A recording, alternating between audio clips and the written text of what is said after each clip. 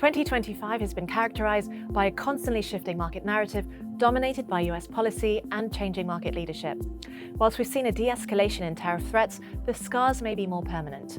Investing in a post-globalization world requires investors to rethink asset allocation as favored assets become less attractive and new opportunities emerge.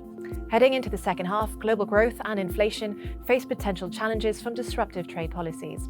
Trade disruptions have triggered a supply shock to the US and a demand shock elsewhere, adversely impacting confidence and activity.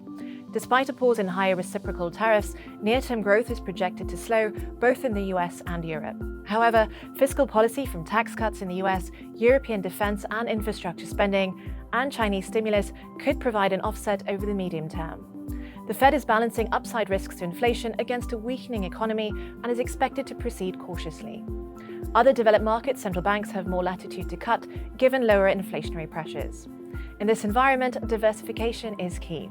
Inflation-protected bonds and real assets like real estate and commodities could help offset inflation risk.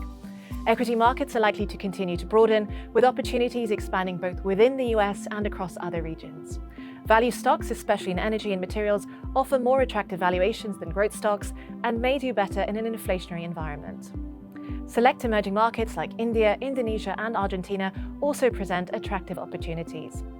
Higher trend inflation and wide fiscal deficits are likely to push bond yields higher, weakening the outlook for developed market sovereign bonds. However, credit sectors including high yield and select emerging markets offer meaningful diversification and yield.